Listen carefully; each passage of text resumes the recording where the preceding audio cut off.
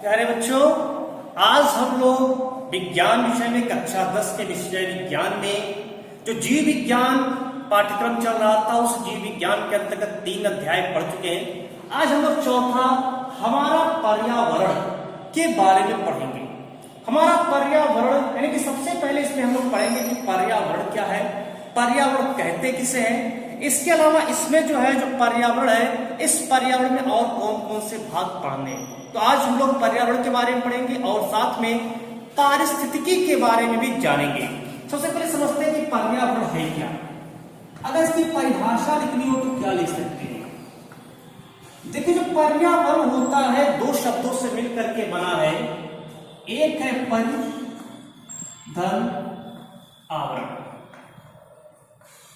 परिधन आवरण अर्थात कह सकते हैं कि परि मतलब होता है चारों ओर, आवरण का अर्थ होता है घिरा हुआ।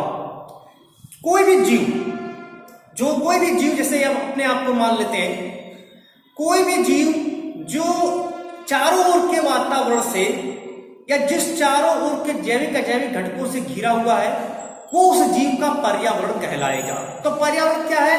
चारों ओर घिरा हुआ, यानी चारों ओर पाए जाने वाले आवरण को पर्यावरण कहा जाता है। तो इसको भी लिख सकते हैं कि जीव के चारों ओर पाए जाने वाले आवरण को जीव का पर्यावरण कहते हैं। तो अगर आप पर्यावरण की बात करें तो पर्यावरण की प्रक्रिया में यहां पर जो है 2 चीजें देखने को मिलती है, यानी 2 घटक होता है, एक जैविक घटक, एक अजैविक घटक। इनके सम्मिलित रूप को हम लोग कहते हैं पारिस्थितिकी। यानी आज हम लोग का मेन टॉपिक है पारिस्थितिकी। ये तो पर्यावरण की परिभाषा एक हो गई कि जीव के चारों ओर पाए जाने वाले आवरण जो जीव को प्रत्यक्ष या अप्रत्यक्ष रूप से प्रभावित करते हैं वो उस जीव का पर्यावरण कहलाता है। अब बात करते हैं इसमें पारिस्थितिकी की। पारिस्थितिकी, देखिए पारिस्थितिकी अगर जानना है सबसे पहले तो ये समझते हैं कि जो पारिस्थितिकी है जिसको हम इकोलॉजी कहते हैं, इकोलॉजी, इसके जनक कौन थे? जो पारिस्थितिकी है, पारिस्थितिकी के जनक कौन है? तो इसको समझ लेते हैं। सबसे पहले पारिस्थितिकी के जनक, पारिस्थितिकी के जनक ये थे यूजीन पी ओडम। जैसे ही हम इसके जनक की बात करें तुरंत एक दिमाग में क्वेश्चन आता है कि आखिर में पारिस्थितिकी शब्द का प्रयोग सबसे पहले किसने किया। तो इसको समझ लेते हैं। पारिस्थितिकी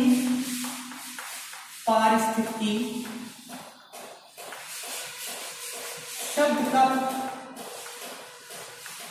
सर्वप्रथम प्रयोग किसने किया? ये हमारा आंसर आता है रेटर ने किया। पारिस्थितिकी है क्या? फिर एक दिमाग में क्वेश्चन कि पारिस्थितिकी है क्या। पारिस्थितिकी के जनक जान गए, पारिस्थितिकी शब्द का प्रयोग किसने किया, इसको इंग्लिश में इकोलॉजी कहते हैं। लेकिन एक्चुअल में ये पारिस्थितिकी है क्या, ये चीज यहां पर देखिए। विज्ञान की वह शाखा जिसमें हम जीवों के रहन सहन का अध्ययन करते हैं, या कह सकते हैं विज्ञान की वह शाखा जिसमें हम जीवों के वास स्थान का अध्ययन करते हैं, उसे हम पारिस्थितिकी कहते हैं। याद रखिएगा, जीव विज्ञान की वह शाखा जिसके अंतर्गत जीवों के रहने यानी जीवों के वास स्थान का अध्ययन करते हैं वो उसका पारिस्थितिकी कहलाता है। तो ये पारिस्थितिकी समझ में आया कि इसकी परिभाषा क्या हुई। तो पारिस्थितिकी कितना बड़ा है ये भी क्वेश्चन आ जाता दिमाग में कि पारिस्थितिकी आखिर है कितना बड़ा। तो जो पारिस्थितिकी होता है ये बहुत विशाल है और एक पारिस्थितिकी के अंतर्गत बहुत सारे पारितंत्र पाए जाते हैं। कह सकते हैं कि जो पारिस्थितिकी क्या है, पारिस्थितिकी पारितंत्र का समूह है। पारितंत्र को हम लोग पारिस्थितिक तंत्र भी कह सकते हैं। पारिस्थितिक तंत्र, पारिस्थितिक तंत्र का समूह क्या कहलाता है? पारिस्थितिकी कहलाता है। पारिस्थितिकी कहलाता है। तो अब पारितंत्र, फिर एक नया शब्द आया, पारितंत्र किसे कहते हैं। फिर यहां पर एक आया कि पारितंत्र क्या है। तो पारि मतलब चारों ओर, तंत्र मतलब जो वहां पर पाया जाए, जो हमें दिखाई पड़ रहा है। किसी एक स्थान पर, एक पर्टिकुलर स्थान पर यहीं पर खड़े हैं, हम कहें इस चारों ओर जो पाया जा रहा है, तो चारों ओर इसमें जैविक घटक भी होगा, अजैविक घटक भी होगा। इसमें पशु पक्षी भी होंगे, किसी जंगल में खड़े हो जाइए तो वहां पशु पक्षी भी होंगे, पेड़ पौधे भी होंगे, साथ में कुछ सूक्ष्म जीव भी पाए जाएंगे, वायु भी होगा, प्रकाश भी होगा, जल भी होगा, कुछ कार्बनिक तथा कुछ अकार्बनिक पदार्थ भी पाए जाएंगे। तो ये सारी जो चीजें यहां पर आ रही हैं, तो वो मिल करके क्या बना लिया, एक पारितंत्र बना लिया। और विभिन्न प्रकार के पारितंत्र आपस में मिल करके एक पारिस्थितिकी का निर्माण करते हैं। तो पारितंत्र क्या है? पारितंत्र कह सकते हैं कि पारितंत्र घटकों के समूह को पारितंत्र कहते हैं। यानी कि पारितंत्र की परिभाषा में क्या कह सकते हैं, घटकों का समूह, घटकों का समूह होता है। घटक कौन से हैं, तो घटक की हम लोग बात करेंगे अभी इसके बाद। पहले तो समझते हैं पारितंत्र शब्द का सबसे पहले प्रयोग किसने किया, रेटर ने पारिस्थितिकी शब्द का प्रयोग किया। यह ध्यान रखिएगा, रेटर ने पारिस्थितिकी शब्द का प्रयोग किया, तो इसलिए इसको गलत मत करिएगा। पारितंत्र शब्द का प्रयोग यहां पर पूछ रहा है, जिसे हम पारिस्थितिक तंत्र भी कहते हैं। पारितंत्र शब्द का सर्वप्रथम प्रयोग,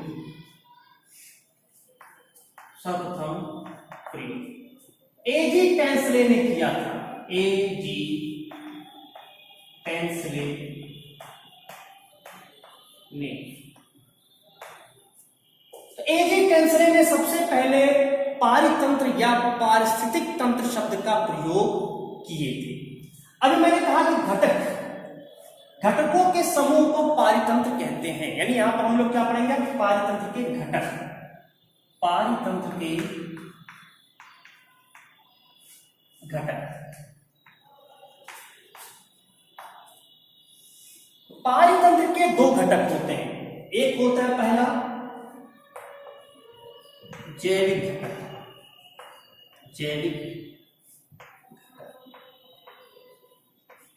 नाम से स्पष्ट है, सजीव, जिसमें जीवन है, जो जीव है वो जैविक घटक के अंतर्गत आते हैं। इसमें किसमें रखे गए, इसको किसमें, सजीवों को रखे गए, इसको सजीव घटक भी कह सकते हैं। क्या कह सकते हैं, सजीव घटक कह सकते हैं।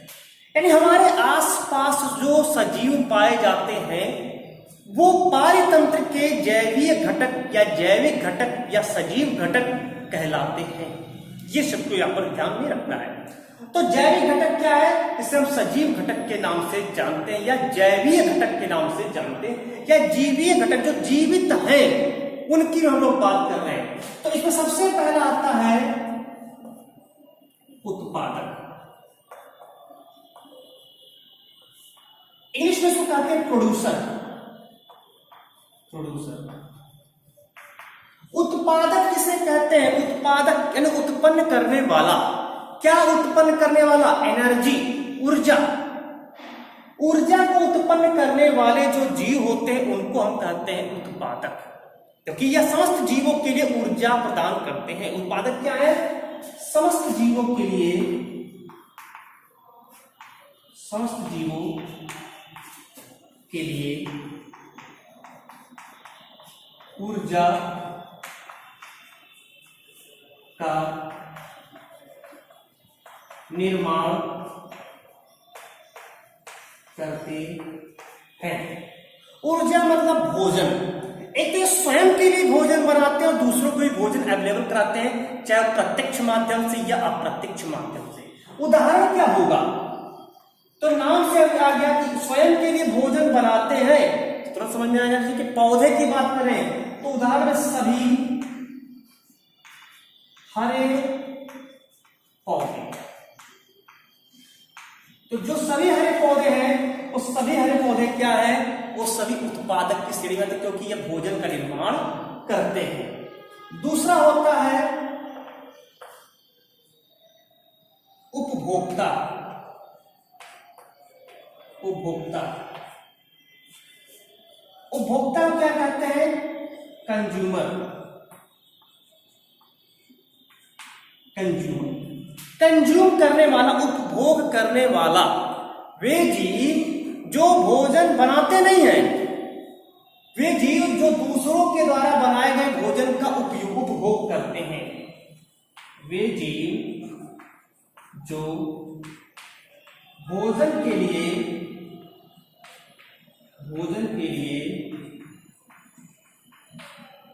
दूसरे जीवों पर, जीव का मतलब होते से प्लांट और एनिमल दोनों आएंगे, ठीक है, दूसरे जीवों पर निर्भर होते हैं, तो उसको हम क्या नाम देंगे? उपभोक्ता नाम देंगे। अब देखिए उपभोक्ता में भी कई श्रेणियां आ जाती हैं। जैसे सबसे पहले प्राथमिक उपभोक्ता। प्राथमिक उपभोक्ता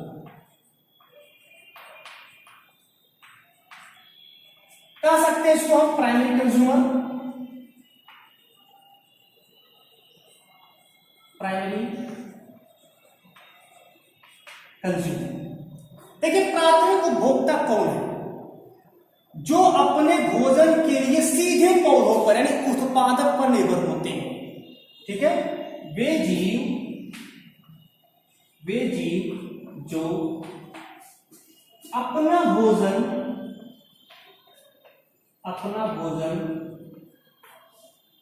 प्रत्यक्ष रूप से उत्पादक, यानी उत्पादक या हरे पौधे लिख सकते हैं, ठीक है,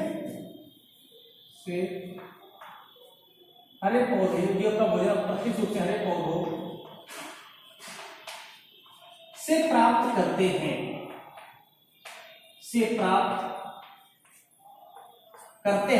उन्हें हम क्या कहते हैं? Primary consumer. एग्जाम्पल में क्या, जितने भी शाकाहारी जंतु हैं उनको हम प्राइमरी कंज्यूमर में रखते हैं। एग्जाम्पल शाकाहारी जंतु। एग्जाम्पल लिखना तो लिख सकते हैं यहां पर जो है, जैसे हिरन हो गई, बकरी हो गई, गाय हो गया, तो ये जो भेड़ हो गए, खरगोश हो गया, तो ये सभी क्या है? ये सभी शाकाहारी जंतु की श्रेणी में आते हैं। दूसरा है द्वितीयक उपभोक्ता।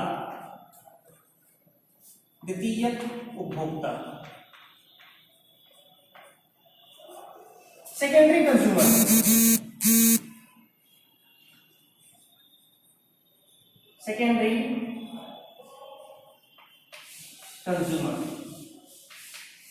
द्वितीयक उपभोक्ता क्या है?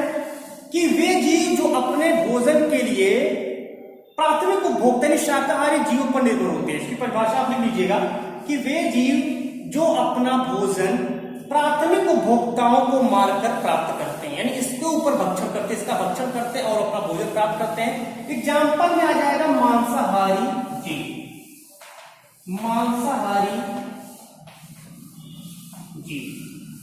जैसे एग्जाम्पल मेढक हो गया, सांप हो गया, कुछ छोटी मछलियां हो गई, ये सभी क्या है? ये सेकेंडरी कंज्यूमर होती है। तीसरा क्या है? तृतीयक उपभोक्ता। तृतीयक उपभोक्ता से हम कहते हैं टर्सरी कंज्यूमर। तृतीयक उपभोक्ता क्या होते हैं?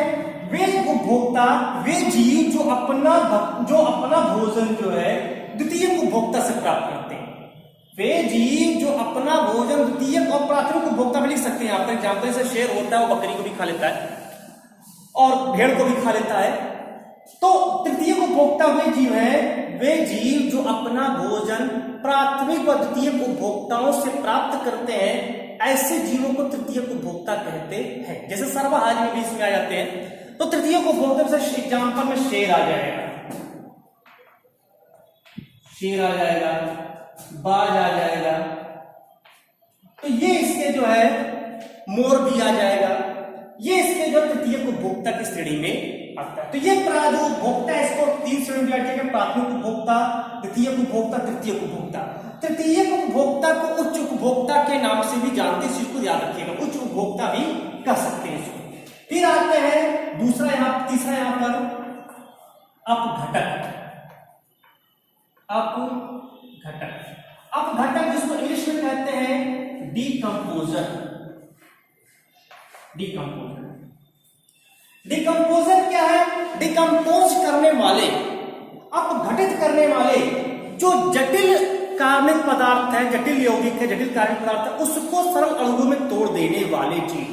यानी कह सकते हैं कि वे सूक्ष्म जीव जो उत्पादक तथा उपभोक्ता के मृत होने पर, वे जीव या वे सूक्ष्म जीव जो उत्पादक तथा उपभोक्ता के मृत होने पर उसके शरीर के जटिल अणुओं को विघटित कर या अपघटित कर सरल अणुओं में तोड़ देते हैं, ऐसे जीवों को अपघटक कहते हैं।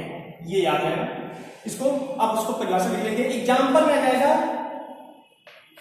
सूक्ष्म जीव, जैसे जीवाणु हो गया, तो सूक्ष्म जीव जो होते हैं वो अपघटक की श्रेणी में आते हैं। अब बात करते हैं, ये था पूरा से जैविक घटक यानी पहला जैविक घटक के बारे में। अब बात करते हैं अजैविक घटक की। अजैविक घटक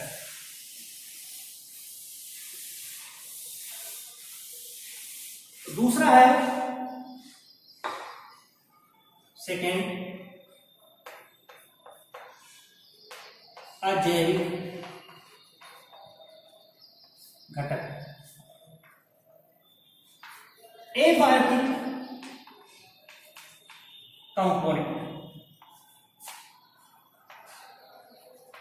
जो जैविक घटक था उसको हम बायोटिक कंपोनेंट कहते हैं, यहां पर ए शब्द जोड़ देंगे, एबायोटिक कंपोनेंट उसको कहते हैं, अजैविक घटक।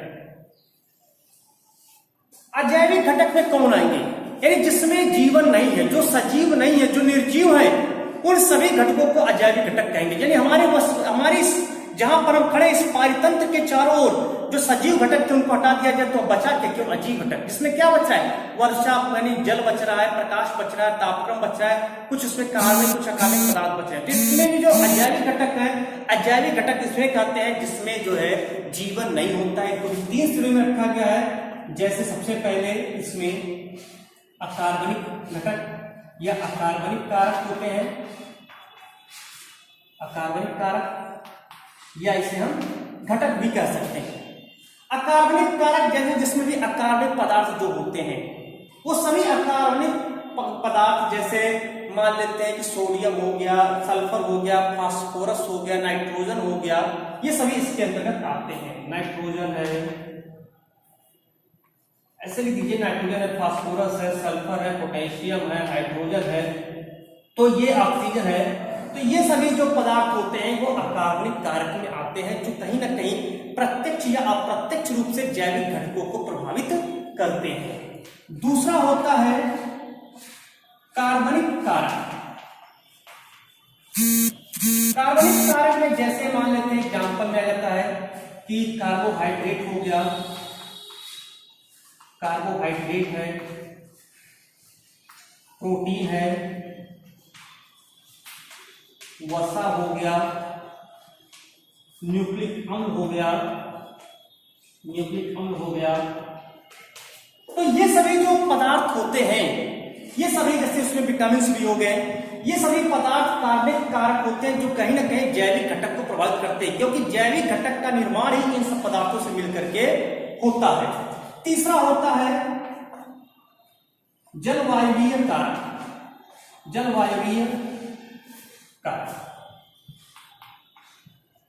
जलवायवीय कारक में जैसे मान लेते हैं प्रकाश हो गया, प्रकाश भी जो है जैविक घटक को प्रत्यक्ष या अप्रत्यक्ष रूप से प्रभावित करता है। जल हो गया, इसके अलावा जो है तापक्रम हो गया, तापमान, आर्द्रता हो गया, तो ये सभी जो वातावरणीय कारक है यह भी प्रत्यक्ष या अप्रत्यक्ष रूप से जैविक घटकों को प्रभावित करती है। तो ये इसके जो पारितंत्र था इसका अजैविक कारक हो गया। अब आते निष्कर्ष पर कि पारितंत्र है क्या। अब इतना हमने इसलिए पढ़ाया कि आपको समझ में आ जाए कि पारितंत्र है क्या। पारितंत्र लिख सकते हैं कि समस्त जैविक व अजैविक घटकों के मध्य समन्वय कर सकते हैं। समस्त जैविक व अजैविक घटकों के मध्य अंतर क्रिया करने की प्रक्रिया को पारितंत्र कहते हैं। यानी पारितंत्र क्या है? पारितंत्र के अंतर्गत समस्त जैविक व अजैविक घटक एक दूसरे को प्रभावित करते हैं। जैविक घटक अजैविक घटक को और अजैविक घटक जैविक घटक को प्रभावित करता है और वही मिलकर के दोनों आपस में मिलकर के पारितंत्र का निर्माण करते हैं। तो ये जो था पूरा यहाँ पर जो है ये पारितंत्र था। कभी कभी एक नंबर क्वेश्चन पूछ रहता है कि जैसे यहाँ पर हमने नाम दिया है पारिस्थितिकी के जनक यूजीन पी ओडम। कोई पूछ रहा है भारत के पारिस्थितिकी के जनक कौन है? भारतीय पारिस्थितिक जनक तो professor are Mishra. Professor are Mishra को भारतीय पारिस्थितिकी के जनक के नाम से जानते हैं। प्रोफेसर आर मिश्रा को जो है भारतीय पारिस्थितिकी के जनक के नाम से जानते हैं। तो ये आज का हम लोगों ने पहला टॉपिक था इस हमारा पर्यावरण अध्याय में, वो था पारितंत्र। और पारितंत्र में आपने लोग पढ़ा कि जैविक और अजैविक घटक क्या होते हैं, इनके कौन कौन से इसमें पाए जाते हैं और किन जीवों को इसमें रखा गया है और किस प्रकार एक दूसरे को प्रभावित करते हैं। आई होप आप लोग को ये वीडियो समझ में आया होगा। Thank you so much.